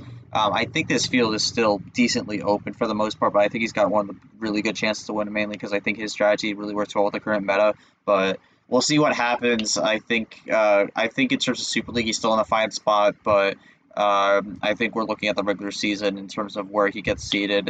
I think there's still a lot left to be played. We have to go off of that. Then I guess level of concern. I mean, at this round, I'm going to give him a 2. I mean, it's hard for me. I think he can still, if he just does what he does, G, he's still one of the best players here. It's Cap, right? He's built in the same platform to get here. He's a tournament winner. He won tournament 2. He'll be there. If we have to go off the mat, I didn't realize we were doing that. Where we got to go in a pie out of 100. Then I'll go about 17%, somewhere around there. I think the first 3 are a little bit more cleaner. So I'll go 17. Now this next. I'm mainly saying that because like if you're giving someone a 50% chance, you're basically saying it's a 50% chance that he wins versus 50% chance any one of the other like 60 other people in the league win. No, you're right. It's just these 4. We're just comparing these 4. You're right. That's a good move. Okay, I'll switch that for the next one. That's all right. We're learning on the fly. I learn something new every day. That's a good move. I pointed that out. You did a good job there. Next guy, though, incredible. Incredible. I mean, he was dead in round 1. He should have lost round 1, lost round 2, should have lost round 3. Found a way. Resiliency out the wazoo. Probably one of the most resilient runs we've ever seen in the league. At Bad Brad, I mean, incredible job to get here. 9-2 now. You look at the way he's changed his mentality. He went from I dropped that run KT and losing to M, which really the only thing that's holding him back from being a top 3 player in his league, or the top 2 player, excuse me, to probably a top 3 mentality, if not one of the best mentalities coming up. Not a rookie. I look at him as a guy that can get a 20% chance, believe it or not. I'm going to go 20 on Brad to win Super League. Level concerns at 2. If he does what he does, he's a guy that's not going to experiment. I can see it. He's locked in. Has the theme too, which is going to be talked about a little bit later. We won't spoil it. He's picked the theme already. He's going to feel very comfortable in this spot, even though he's going to be the number 1 overall seed, which we can't confirm will be Bye Island. I think he's one of the few players that can get around it. He's a guy, he has admitted in the past, I do better when I practice less and less games, so that's something to note, right? We don't really hear many players say that, so for him to say that, there's definitely some merit to it. I'm going to go Bad Brad 20% at 2G. I think he can challenge. There's not many weaknesses I see in his game right now. He's done a great job of building in the same platform that no one saw coming. congratulations to Brad on winning T3 and taking it to the dance floor. Thoughts on Brad here? Yeah, I mean, for Brad, my level of concern is very easily a 1, just won the tournament in a relatively good spot in the season. I don't have any concern for him right now. Um, I don't give anyone a 0 because I think there's always something you could be a tiny bit concerned about, but I give Brad a 1. I think that's going to be the lowest out of the entire field, to be honest. Um, in my opinion, with percent chance to win, I'm gonna go with I'm gonna go 1 down for captain, 14% chance. Put himself in a really good spot right now. Has 2 good runs to back himself up. Has some really good wins overall. But I think there's some top level. I think there's some players higher up in the field where I think he might have some troubles against if he has to play them in Super League. So I don't want to go high, but I mean he's definitely one of the higher players in this field to have a chance at winning. So I'd say he has a relatively good shot to win it all, but we'll have to see what he does in his defense tournament come tournament 4. All right, so you got 71% to distribute. I've got, I believe, 63%. I said, yeah, 63% distribute. All right, so that's something to know for these last two players. Obviously not all of it's going to be distributed because you got to go this down to like Turner, Tromic. I'd say even like Drip will probably be like under a percent chance, but like you still got to consider that. But yeah, just kind of relative for these first 4 though. We're just saying these 4. I got you. Next player up, number 2 ranked player. Look, at the end of the day, this is probably going to be. It's Ashley, right? But this is a tough one, right? Because we know she won't be in T4, right? That automatically puts it over level of concern of 3. But it's a world champion player. Her resume is ridiculous. She's probably the only player in the field that can afford to miss a tournament because of the 10-win season, right? Already has that in the bank. World champion player. You said in the past there's no weaknesses in her game.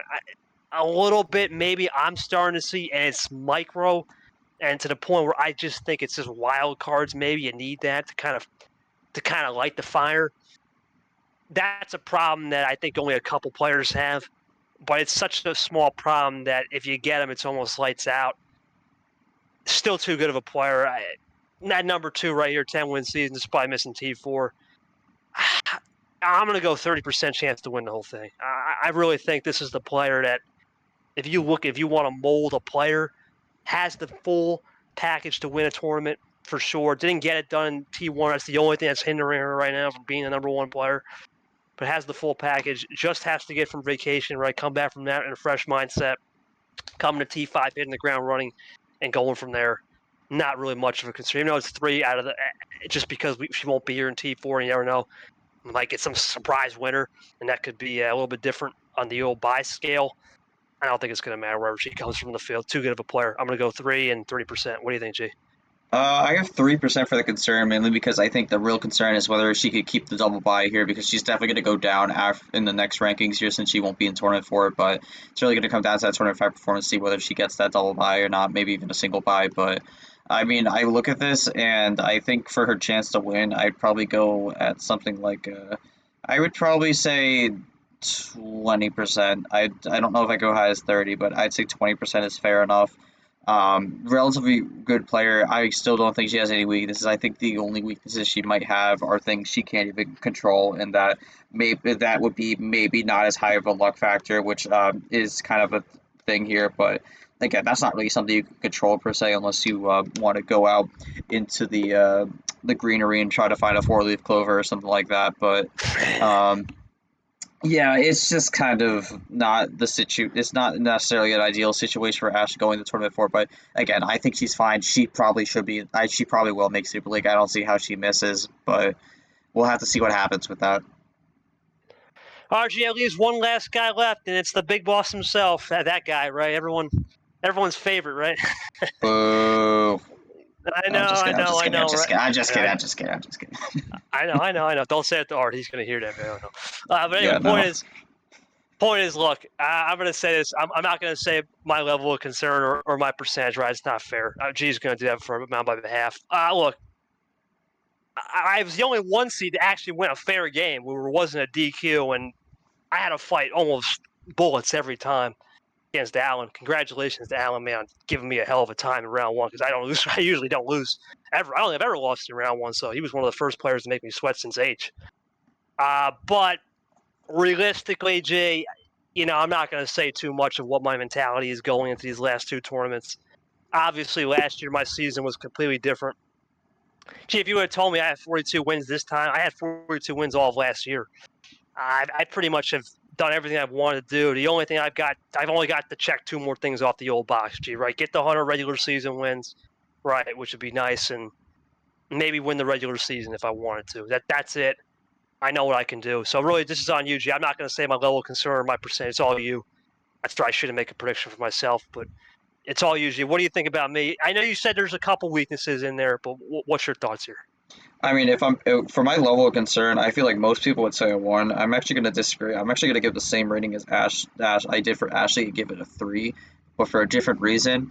And that mainly comes down to the fact that you've done 9 tournaments technically. Super League technically was a by default sort of thing, but Yeah, that was regular. May was the first time you did not make the round of 16 in any tournament, which it's a bit of a streak that kind of gets broken, and it kind of just.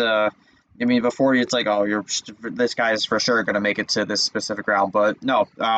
First time didn't make it to the round of 16. Obviously, my concern rating is based on the fact of whether you get a double bye or not. It's a little concerning, but obviously, very easy bounce back, of course. But I mean, if there's another situation where this kind of down spirals a bit and it's not making it back to the round of 16, like round 32 exit again, or even a first round exit, which I don't think has ever happened. Then I think the concern gets a little high, and this is based off the double bye because obviously that's something you'd look for. Big advantage in the Super League, which this is not something we had last year, so you definitely want to get that double bye, gives you an advantage over the field. But that's where my level of concern is. But for chances of winning Super League, I'm actually going to give the exact same percentage as Ashley, 20%. I think you and Ashley are the co-favorites at the moment. Both have good attributes about your gameplay, but also bring a bit of your own different spices to the table. So I think overall, both of you are in a really good spot right now. Obviously, Ashley's missing tournament 4, and you're going to be there, so you're kind of already ahead in that metric. But I think the first time missing the round of 16 thing is going to be something that it's going to have to be. Obviously, there's bigger stories, but I think it's something you have to keep an eye on going to tournament 4. And if there's another early exit there, I think you have to be a little concerned whether or not the double bye is still going to be on the table. No, absolutely, those are fair concerns, and like I said, I won't say too much. But we will have to go to a new topic, G. That was our top 25 breakdown. But before we do, G, I mean, 7 countries represented. This is a world championship now. I think we only missed 2, right? We only missed Fitzy, which, God, if he makes an incredible run. He's kind of in the land down under in both senses, but Canada, maybe Larahuo. I mean, maybe there's a chance with Canada. That's the other country miss, or MGR. Shout out Grim, always shout out Grim, making the bot look like a legend right there. But yeah, no, those are the only 2 country missed. Definitely a world championship now, G. And with the amount of D2 players we got gone, we got background from Will. We got a lot of people coming from foreign. There's a very possible chance, G. We could have 10 people represented in countries next year. It's crazy how this turned from 1 or 2 from last year in Super League last year was just Venezuela versus US, and then we got 7 to 10 countries now could be coming down the pipeline. Maybe even 8, right? Technically, a D2 player could be from a foreign country and sneak into the field if they're a D2 champion. So we could have half the field could be international base. Is crazy to say. So it's definitely evolved from what it was last year. But yeah. Let's go to that topic too, G. And what has happened to I know we had the 1 seed curse. You brought that up. What's happened to last year's field? Well, excluding the obvious 2 because of bozery, I guess you call it, or clownery, and we're not going to mention their names. Those were 2 guys. Okay, they were done. Arya, unfortunate, right? We wish her the best. Done. Unfortunate, right? Just couldn't play. Still in the field, right? She'll still be in the field next year, but unfortunate happened. So now we go back to the 7 players that were eligible, right? Let's exclude me from the conversation. Gee, I've done the job, right? I did the job in March. That leaves 6 players. And where I'm going to start with this is we'll break down each player, what's gone right and wrong. Well, we're going to start with the guy that's in the worst spot right now. It's not you, Ryan. It's Gold, which is crazy to say. I would hope it's not me. No, Gold is in the worst spot right now, and here's what I'm going to say. What happened to Gold was, in my opinion, G, was a little bit of college, right? Okay. And number 2 is we gave those guys 4 power plays last year. 3 power plays, best of 11s, best of 13. I mean, G, we were doing best of 11s, man. In the Sweet 16. I mean, what were we doing last year? is what I think really, really hurt some people. We had no card star variety, remember? The card star variety was you can go 15 all you wanted. That was it. There was none. I think out of all the regulations, there's three players that got most affected by this group. One is Gold for sure. The other one being Peter, and I'll get to the last mystery one, which we'll talk about. It's not who you think. It's not you. Don't worry. I think really it's a little bit of a gamesmanship would go. I don't know. I think he's not the same Gold where he was just that fresh rookie and he hit the ground running. Maybe the styles were just evolved. We talk about his Gold style. It's always a perfectionist type style where he just finishes the game and takes his time. But where have you seen it, G? I haven't seen it all year. What do you think has gone wrong on Gold's and to where he's now 0-3? Forget Super League, right? He just got to get a win to get out of relegation, which is insane to think, for sure. Yeah, I mean, I think it's also part of the mentality thing as well. Obviously not in a great spot right now, so I really think this comes down to 24 and 5. I mean, a lot of these guys at the bottom just get a win. That's really all you got to do. I mean, especially with some of these people who have really good game records. Like, obviously, a bit of a paradox, of course, because you're 0 and 3 or something like that. But I mean, you look at, I guess the best examples are me and Mac because we're both. Because Mac's 9-12, I'm 8-12, so like one series win, and I mean you're probably good because we got some people who are at 1 win who have awful game records. So for some of these people, it's just getting a series win, and then you're pretty much looking to be in a better spot. But obviously, you look at Gold; it's not been the season he has wanted at all. Just has to find something to get everything reset and in balance again. So for Gold, I don't know if this is really a topic about Super League. I mean, obviously you can make a deep run. We've seen it we saw it with Toaster Guy in last tournament where he had 0 wins going into it, made it all the way to the Final Four. So obviously that's not out of the picture. Everyone's still in it till tournament 5. But I mean, the real main focus right now is just getting a win, which is really what he should be looking down and just making sure he gets. So that's really what I would be having my mindset focused on going forward with Gold. But we're just going to have to see what ends up happening with this because this is not the situation I think anyone was expecting going into this deep in the season. No, Gold is a player that should be easily, G, right now in the conversation for at least minimum top 5, and he's not there.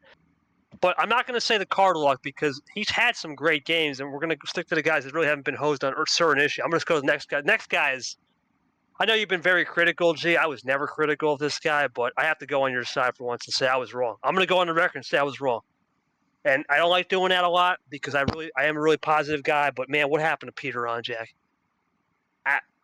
Ever since Super League, right? Because March he was there last year. March he won. Then he was good in Super League. Ever since Super League, where's he been? I mean, he had that Matt Johnson win. Okay, that's been the best rivalry in the sport, probably for sure. But the problem is, it's not the rivalry you would think because they have 1 win combined. But number efficiency, G. I mean, it's almost becoming too into the game, right? It's almost a plug and play style now. And the problem is he's only got 2 or 3 tricks in the bag with that. I think the problem for Peter is adaptation and evolving. Next year, with the way the bot works, it actually will come back to him. I will say the problem is, I don't know if he's safe. Right? Is 1 win enough? I don't know. 5 and 15.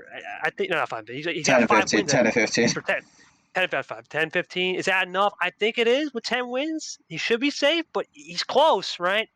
Your thoughts on Peter, where it went wrong? Do you think it just comes down to just you can't just stick with one style? It's not going to work anymore. Is that really the biggest thing? Because you were heavy on him at the beginning of the year.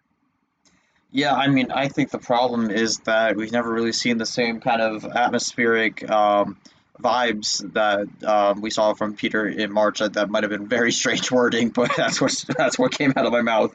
But I think for Peter, it just has not really found the rhythm with these new set of rules.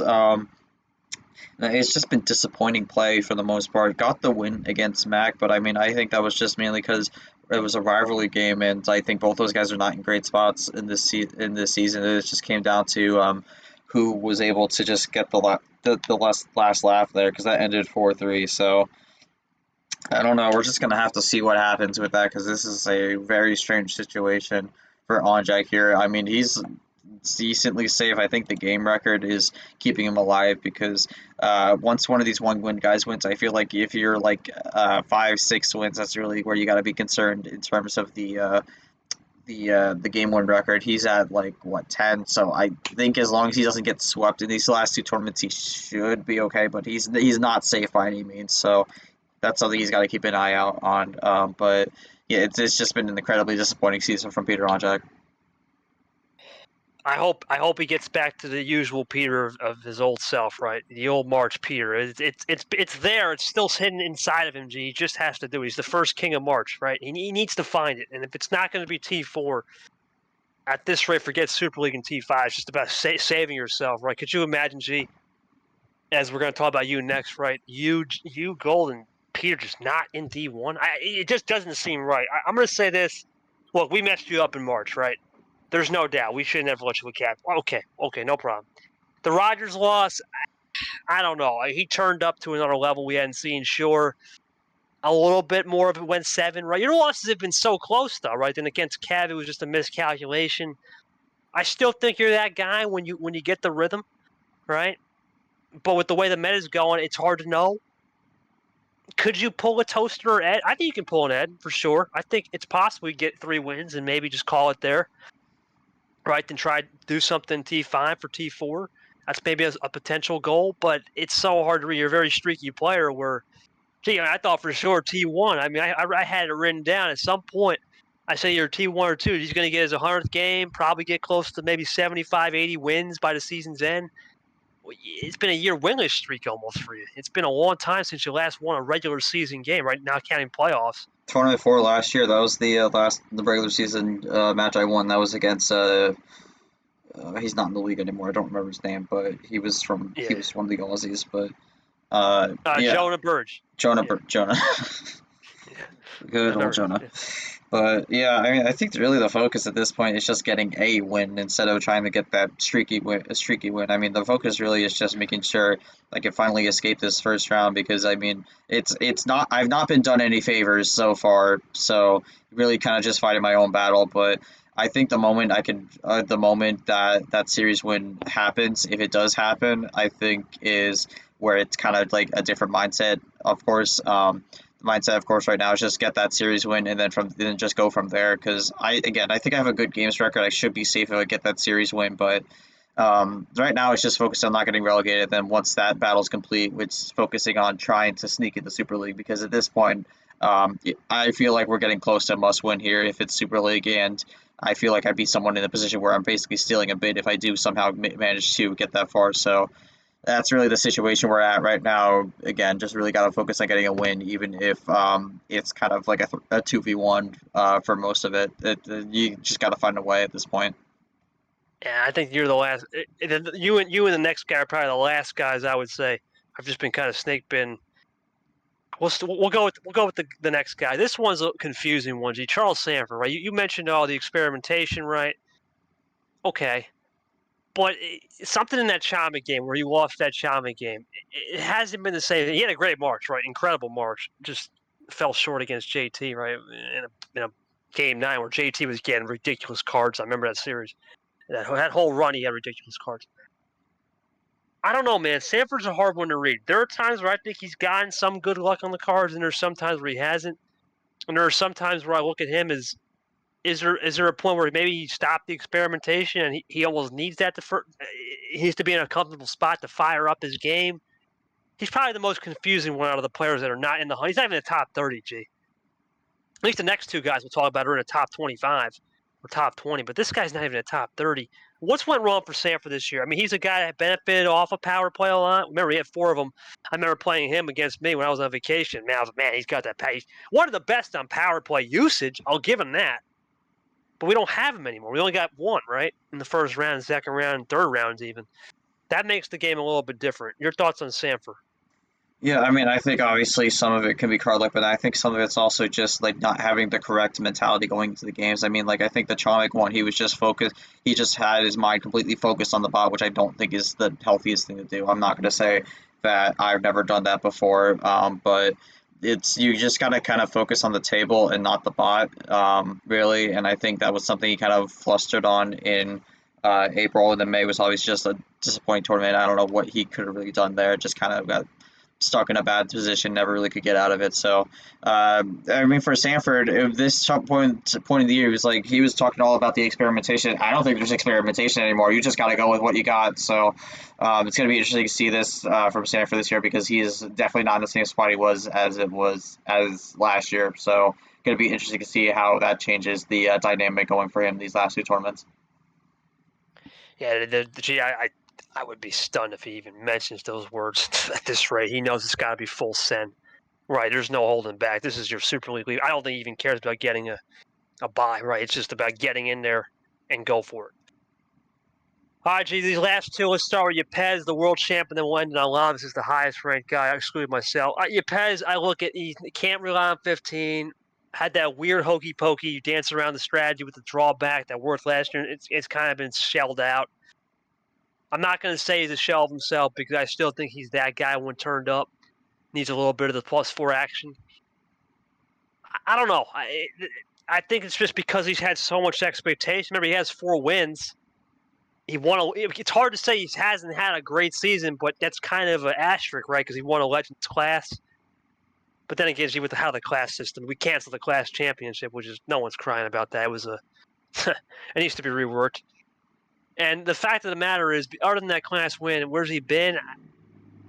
I don't think he's a guy that really benefited off a power play. Maybe the card start reg rules where you can't just send it every time is something to note, but I don't know where Yepes' head's at, man. I don't know. And because of that, I think it's just put him in a weird spot where expectations are high. Maybe he couldn't master it. I'm going to pass judgment until we get to past this tour. He won this tournament last year. I know goal 1 T3, he didn't do anything.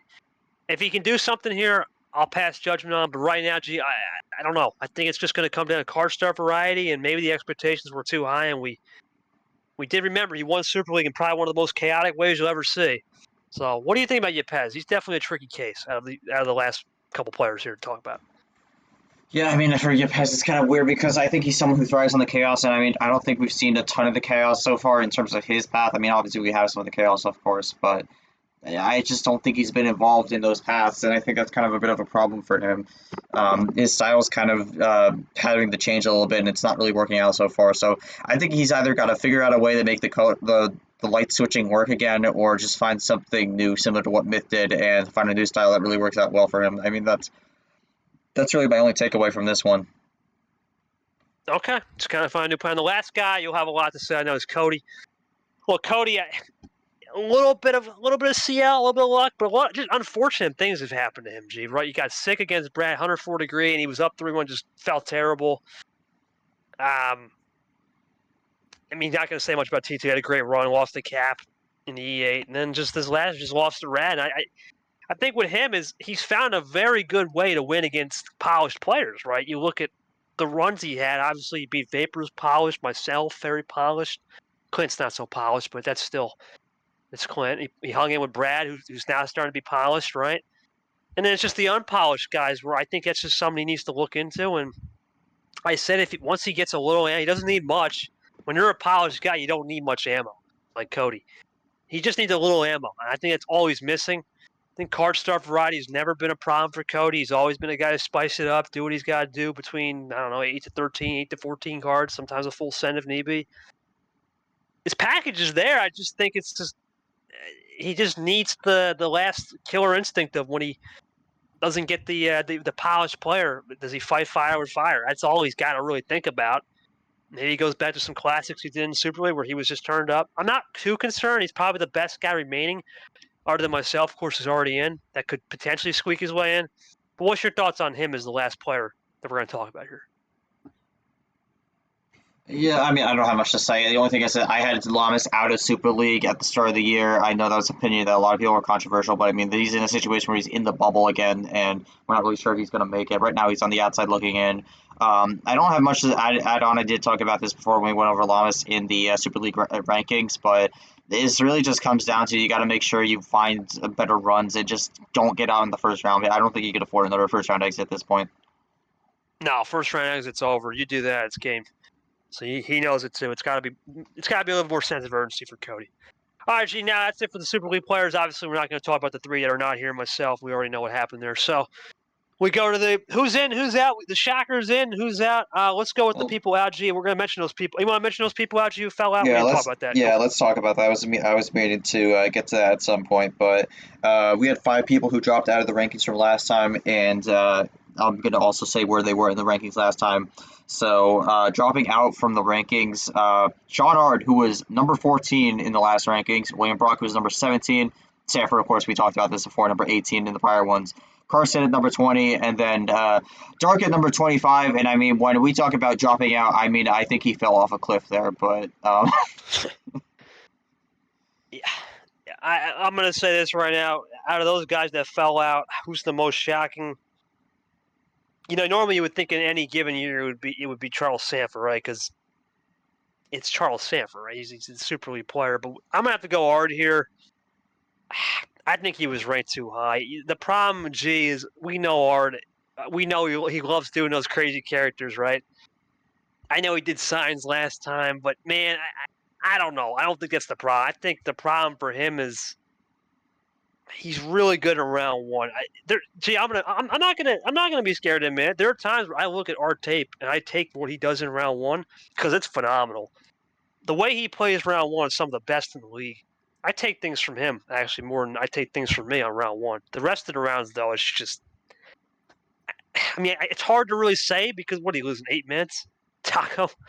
It's hard to say that's the problem. You just look at his overall season. He has a JT loss, Ashley losses. That Ashley loss was in the Sweet 16, but still, I think there needs to be more of a sense of urgency for Ard. I mean, he said on the record, I got to go out and win a tournament at this rate or make a finale because my resume is that bad. And let's face it, G, he's not going to get a quality win round one. It's probably going to be some quad 4 guy or quad 3. He knows he's got to get something. It's going to come down to him. If he gets past round 2 and 3, which is round 20 and 21 of the championship, he's got to get to a Sweet 16 and win that and make his first E8. If he does that, he's back in the hunt. I think he's one of the few guys with 4 wins that almost has to think must win or must make a Final Four, which is scary to say because I don't know if Art's ever been in that spot before where he's on house money.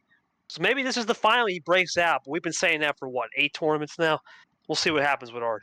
Who do you think is the most surprising of the people that dropped? I know we were high on Brock earlier. Yeah, for me, it's going to be Brock. I think this has been an incredibly disappointing season so far. I think, especially back from the Victory Lane days, definitely one of the better players there. Had a lot of high expectations going into this season, and I think he's just not really delivered them very well. Has a good win against Monkey, but besides that, it's just not. No, wait, is it against? No, I'm trying to think. No, good win against Eli. He won against Eli, not Monkey. Eli. He lost to Monkey.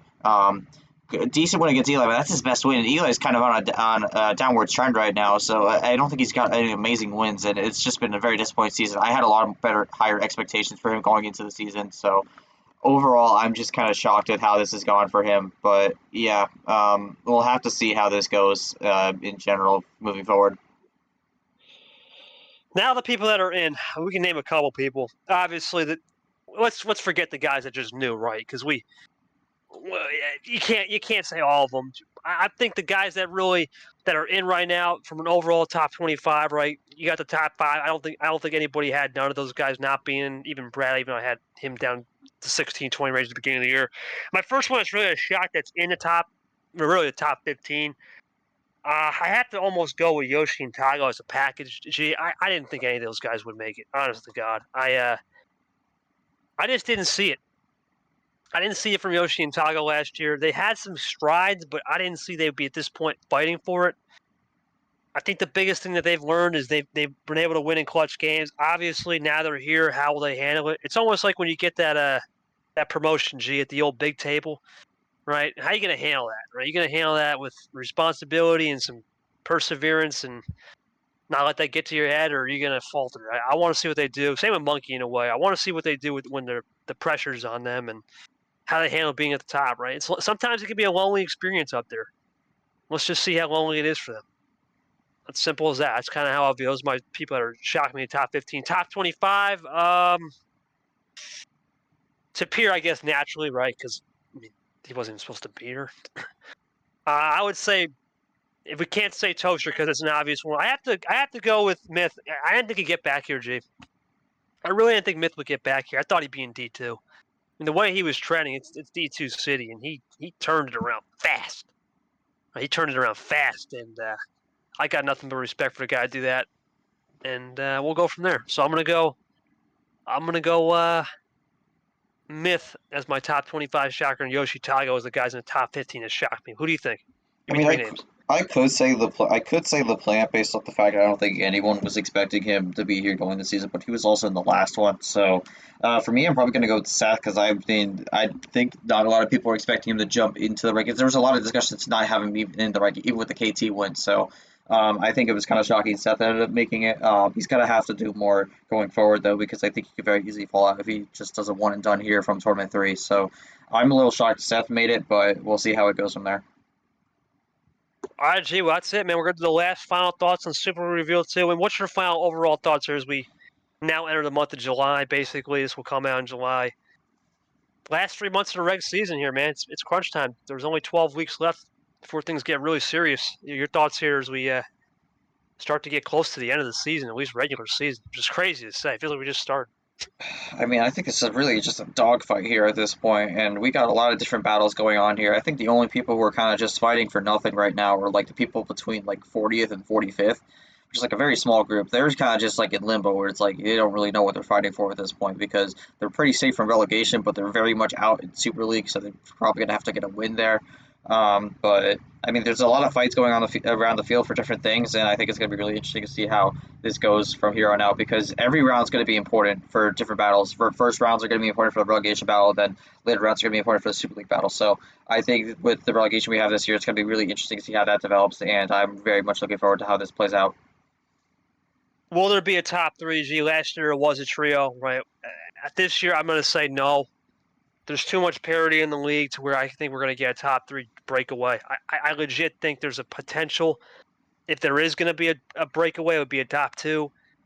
You have to look, it'd be me and Brad potentially, right? Because Ashley's not going to be your T4. That's my first thought at the top. In the middle field, can guys like Abian find a way, right? Can they find a way in to sneak in? Maybe a guy like Monkey somehow builds a platform. Well, I think you're spot on, man. It is legit. I could see 7th, even 6th on back, 6th through 30th, just being a straight up dogfight. There's no guarantee. Last year, G, we kind of knew, right? It was like, okay, last tournament, who's going to maybe pull a shocker? I think it comes down to the last card in T5G in Super League, or in the finale before Super League. The last finale, we'll know who's finally in down that last card. There's no way you can say right here and say we got our top 15. Last year we knew the top 10. It was pretty much guaranteed, except for one last spot. This year, nah. Too much chaos, too much energy where you just don't know where it's going to go. With the bot being in limbo, literally, G, in limbo, that's not a joke. You just never know what it could do and where it could potentially just break people. Not even just break itself, just break people where it just throws people off the edge mentally. I don't know what's going to happen. It's going to be a wild end of the last 12 weeks. I think this next tournament's do or die. I think we're going to see desperation a little earlier than last year. Last year, everyone thought T5, you can wait. You can't wait this year. The fields are bigger. Desperation starts now. That's why I got going in. That's my final thought. 5th through 30th is going to be an absolute war. Agreed. Well, G, that's it for the... What was that, G? That's it you said? Agreed. I said agreed. All right, G. Well, that's it for me.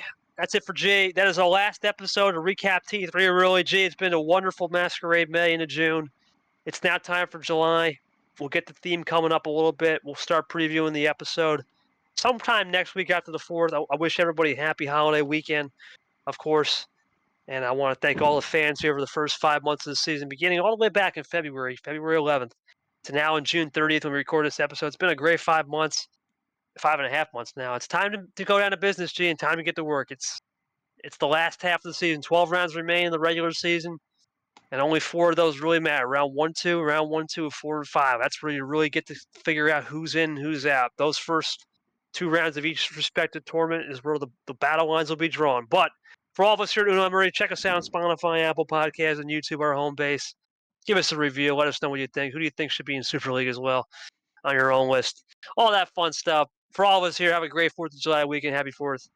And we'll see you back for episode, I believe, 19. It's that time, G. T4, another round 1 upon us. What will happen? We'll see you guys. Have a good one.